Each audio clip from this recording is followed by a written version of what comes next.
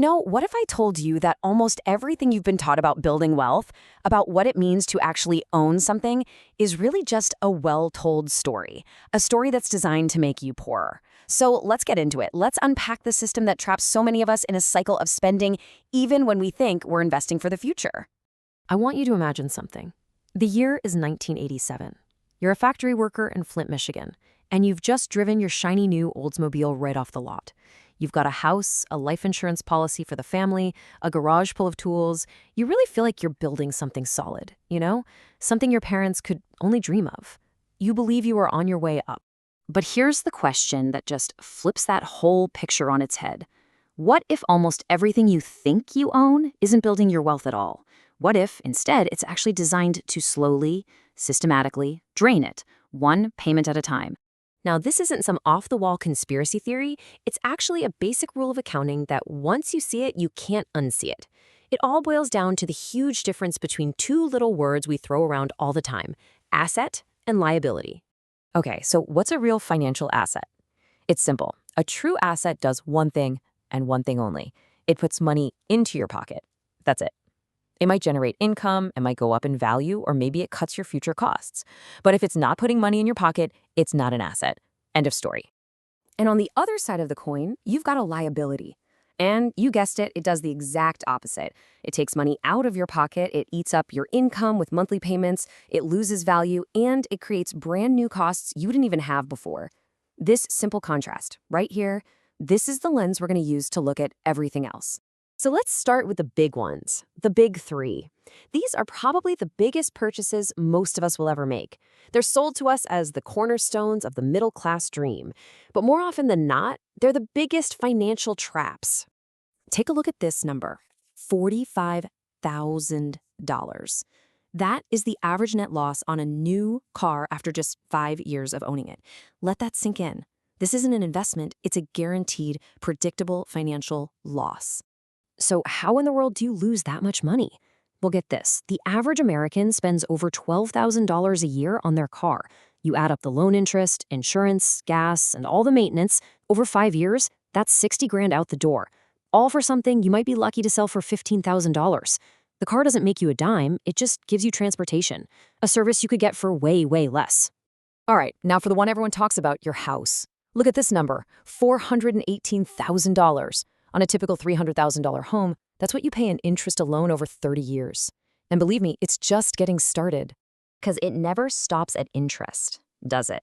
When you add up 30 years of property taxes, homeowners insurance, and just a conservative 1% a year for maintenance, things are always breaking, that $300,000 house actually costs you over $1 million. $1 million. For it to be a real asset, its value has to climb past that number. For so many people, a house isn't a foundation for wealth. It's a money pit that swallows their income for decades. And what about the best investment you can make? The one in yourself? A college degree? Well, even after you adjust for inflation, the cost has just gone stratospheric. We're always told it's worth it because you'll earn more money, but that's not always the full picture. The reality for a lot of people is this: a mountain of debt. We're talking $1.77 trillion nationally. For many graduates, especially if you're not in a STEM field, the extra money you make, if you make it, never actually covers the enormous cost of that degree plus all the interest. You haven't bought an asset, you've bought a very expensive credential. And it's not just the huge purchases. This whole pattern of wealth extraction is woven into our everyday lives, usually disguised as smart, responsible decisions. For example, whole life insurance. It's sold as this safe, responsible, all-in-one investment. But the cash you build up in it, it usually returns a measly 1 to 3%, which is often less than inflation. Oh, and the agent who sold it to you, they can make up to 100% of your first year's premium in commission. Meanwhile, term life insurance gives you the exact same protection for a tiny fraction of the cost, which frees up cash you can actually invest for a real return. And how about just furnishing your house? You know that $2,000 sofa you bought? It feels like an investment in your home, right? But the second it gets delivered, poof, most of its value is just gone. The whole industry is built on this idea of planned obsolescence, designing things to wear out or go out of style so you have to keep buying more. Oh, and collectibles? From sports cards to whatever was popular when you were a kid. That's even trickier. That's not investing. It's pure speculation. They only go up in value under really specific, impossible to predict conditions. We all hear about the one that sells for a fortune, but we forget about the thousands of others that are now worthless, sitting in an attic somewhere. Let's just call it what it is. You're not investing, you're gambling. All right, so now we get to the most mind-bending idea of all. What if the one thing you think is the safest, just plain old cash, is actually a guaranteed way to lose money? Well, because of this invisible force called inflation, $1,000 from back in the year 2000 has the buying power of only about $580 today. The number in your bank account looks the same, but what it can actually buy for you is constantly shrinking year after year. And this quote just nails it. We hold on to cash because we think it's safe, but the system is actually designed to punish people who hold cash through inflation. You're sitting there holding a melting ice cube, thinking it's a solid cornerstone for your financial future.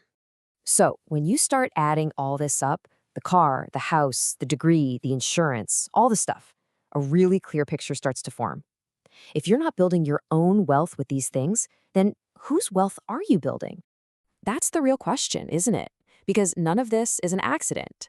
All these things we buy are products sold inside a system that makes a fortune from your belief that you're investing.